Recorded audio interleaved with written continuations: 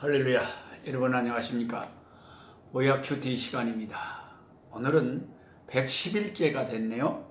역대하 4장에서 7장까지 4장에 걸쳐서 말씀을 보겠습니다. 우리가 이 역대상하의 말씀은 우리가 열왕기 상하에서 다 봤던 말씀이 반복돼서 나오고 있습니다. 이 성경 저자인 성령께서 왜 성경을 이렇게 구성을 하셨을까요?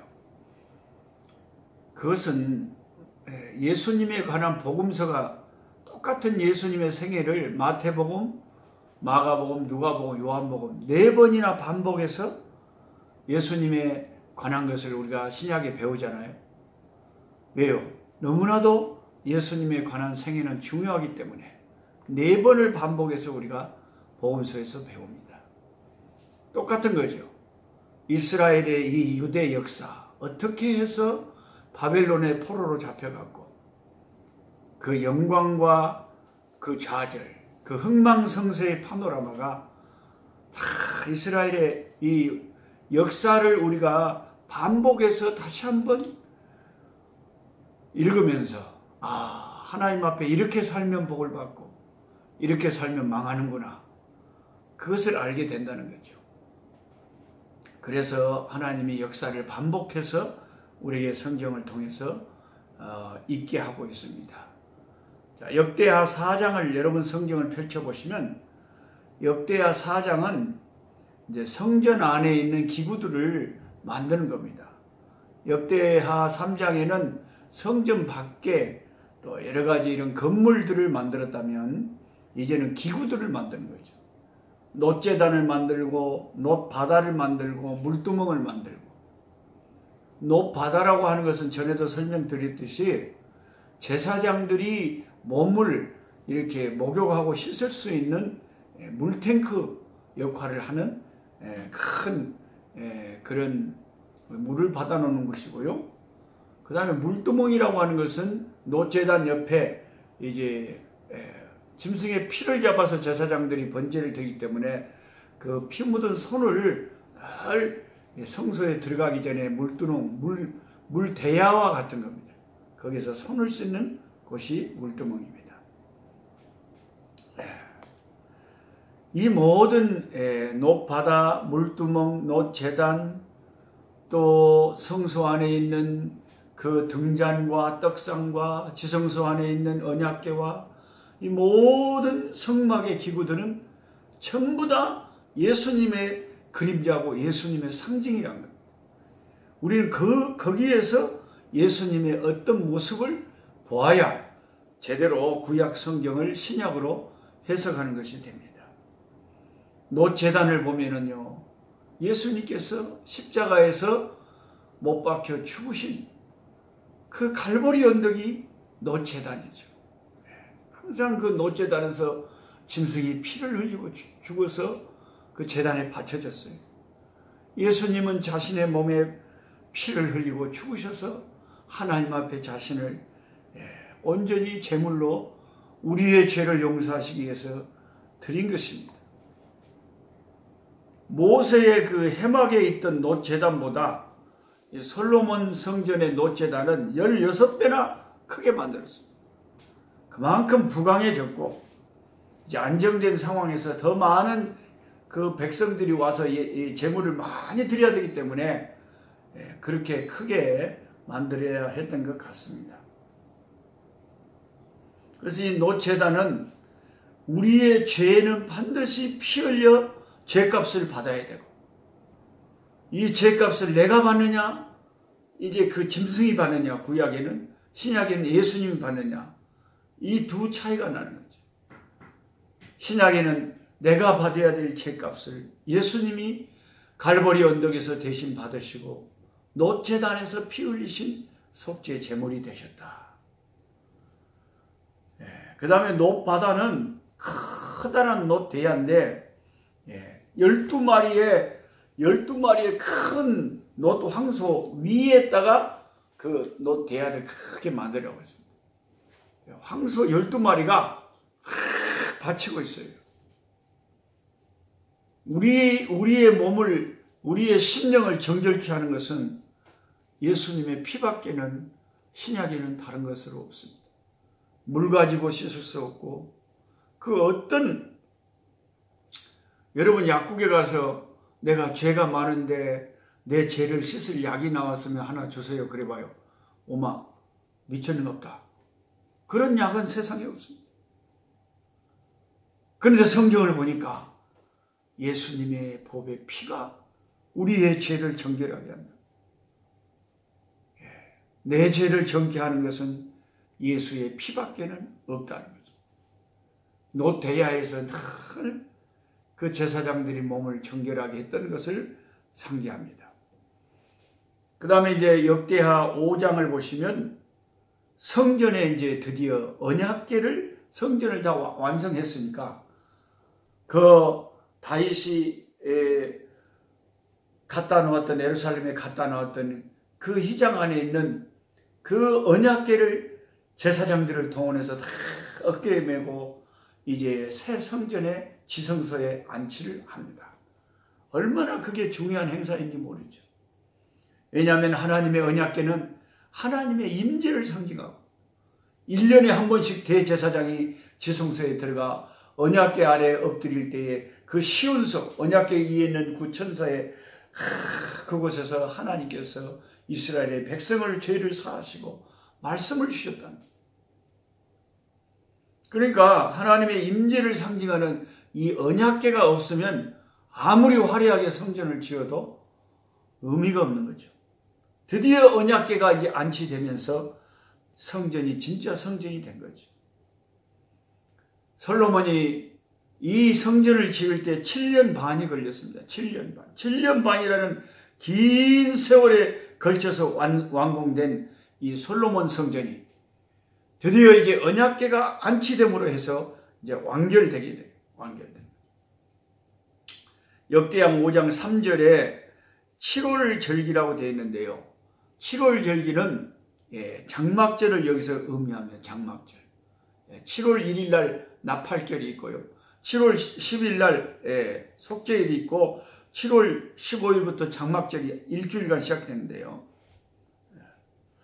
이 장막절은 이스라엘 백성이 광야에서 고생하던 광야에서 초막절이라고 하잖아요. 이게 초막을 짓고 광야 40년 동안 고생하던 것을 기억하면서 이런 우리들을 하나님께서 이렇게 가나안 땅에 축복하셨다는 축제도 하고 자기들 고생했던 것을 겪으면서 기억하는 그런 아주 중요한 3대 절기 중에 하나죠. 이 장막절과 함께 하나님의 성전 낙헌식 하나님께 드리는 성전을 드리는 낙성식을 같이 했습니다. 7일 동안은 성전에 낙성식을 하고 7일 동안은 장막절을 진행. 그러니까 이 장막절에 성전 낙성식을 하려고 솔로몬이 성전을 다 완공해 놓고 바로 낙성식을 진행 안 하고 11개월 정도를 기다렸다가 이 7월 절기에 맞춰서 낙헌식을 했다고 합니다. 우리도 이제 뭐든지 급하게 뭔 일을 하는 게 아니라 더 의미가 있게 기다렸다가 어차피 하나님 앞에 다 백성들이 모여서 절기로 드리는 그 7일 절기를 잡아서 하나님 앞에 솔로몬 성전의 낙성식을 같이 하는 거 참 좋은 생각이었다고 생각이 듭니다. 얼마나 감격스럽고 은혜가 됐겠습니까? 11절에 역대하 5장 11절에 이때에는 제사장들이 그 반차대로 하지 아니하고 이렇게 쓰여 있는데 혹시 이게 무슨 뜻인가 의아해하실 것 같아서요. 설명을 드립니다. 다윗 왕 때에는 제사장들을 24개 반차를 만들었어요. 24개 조를 만들었다 이 말이죠. 제사장들이 하도 많으니까 한 제사장이 계속 섬기기는 힘드니까 24개 조로 제사장들을 만들었어요.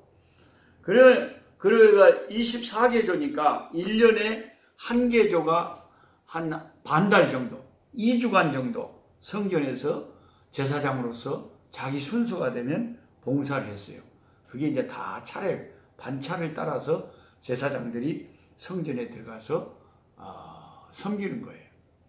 세례 요한의 아버지도 그 신약에 보면은 자기가 성전에 섬겨야 될 순서가 돼서 가서 섬기다가 하나님께서 아들을 주시는, 세례 요한을 주시는 그런 말씀을 들었죠.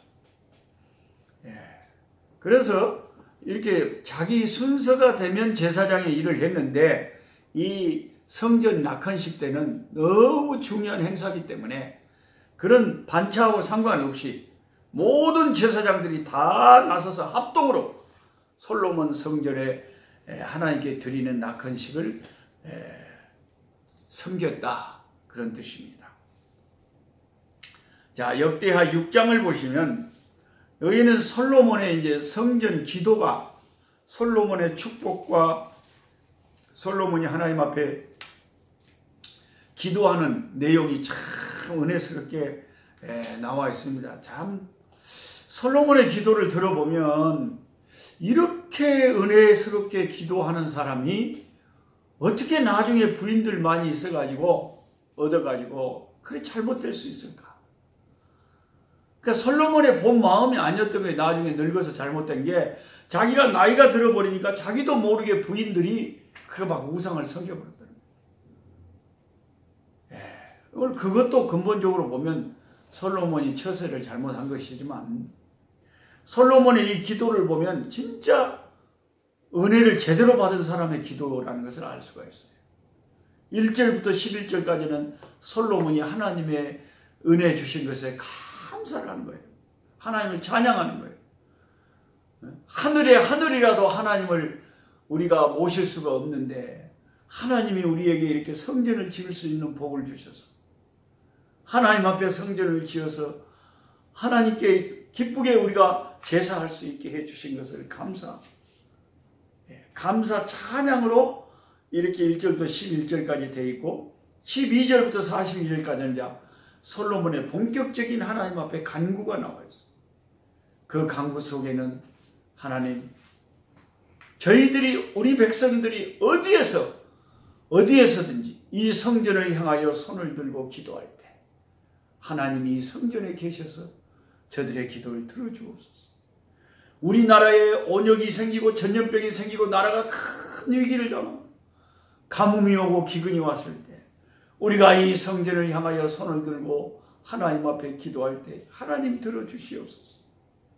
우리 백성이 혹시 잘못해서 죄를 범해서 다른 민족의 포로가 돼서 다른 민족의 노예가 됐을 때 그들이 그곳에서도 회개하고 이 성전을 향하여 기도하거든 하나님 들어주시고 그들을 인도하여 주옵소서.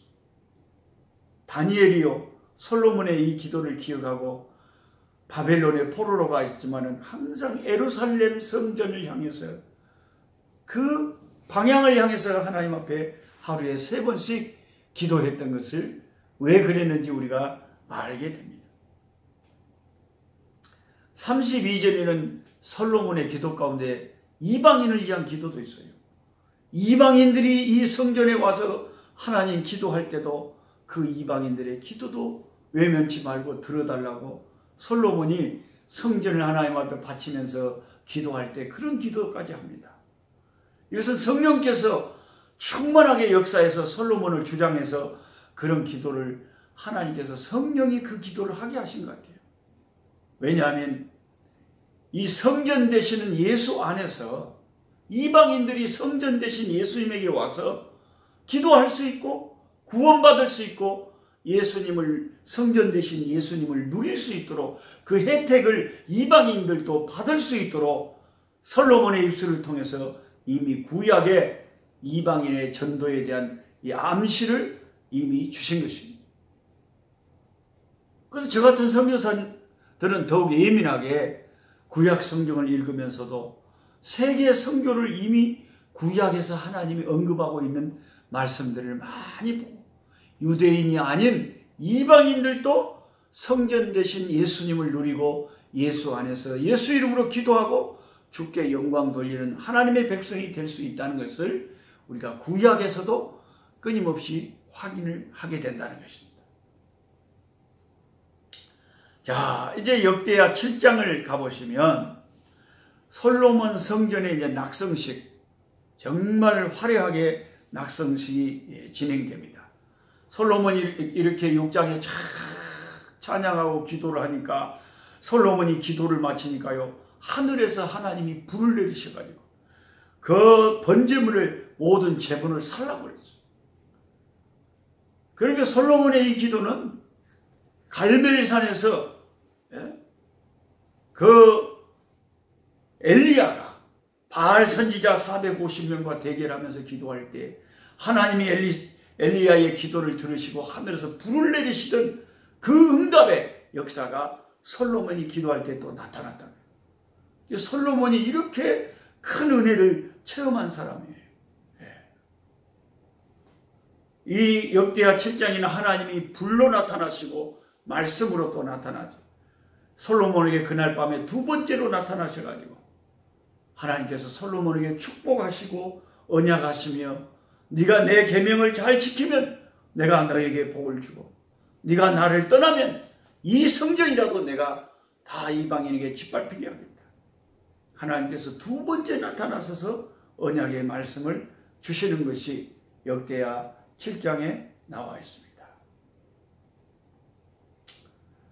신약의 우리는 예수님을 누리고 있으니까 뭐 구약하고 비교할 수도 없지만은, 그래도 구약에 이렇게 실질적으로 하늘에서 불이 내려서 그 재물을 태워버리고, 하나님의 성전에 구름이 가득해서 제사장들이 직무를 보기가 힘들 정도로 하나님의 영광, 그 쉐키나라고 하는 하나님의 영광이 성전에 가득했는 이런 역사들은 참 구약이 또 실감이 나는 대목들이 많이 있었을 것 같아요. 구약에 사는 사람들. 우리 이제 오늘 여기까지 성경 공부를 하시고, 여러분이 이제 말씀을 오늘 4장 읽으시고 기도하시면서 오늘 또 은혜 가운데 하나님의 그 솔로몬에게 약속한 축복의 역사들이 여러분에게 나타나시길 바랍니다.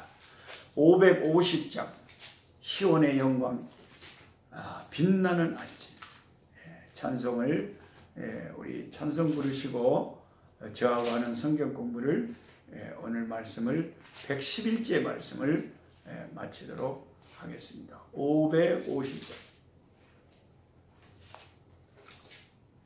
시온의 영광이 빛나는 아침, 어둡던 이 땅이 밝아오네.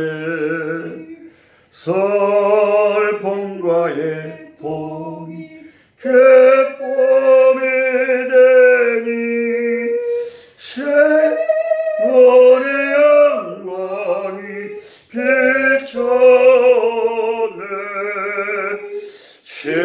시온의 영광이 빛나는 아침, 매였던 종들이 돌아오네. 오래전 선지자 꿈꾸던 복을 만민이 다 같이 누리겠네. 보아라, 광야에 화초가 피고 말랐던 시냇물 흘려내. 이 산과 저 산이 모두 저올려 주의 선정을 찬송하네.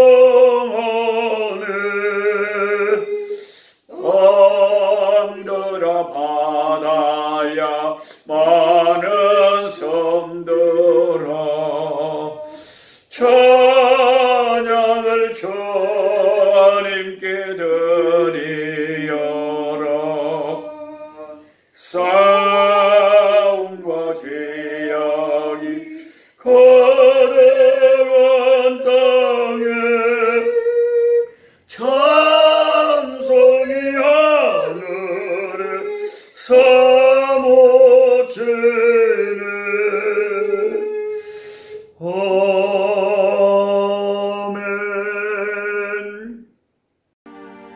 약한 자 힘주시고 강한 자 바르게 주 환자 정택함이 주님의 뜻이라. 해 아래 압박 있는 곳 주 거기 계셔서 그 팔로 막아 주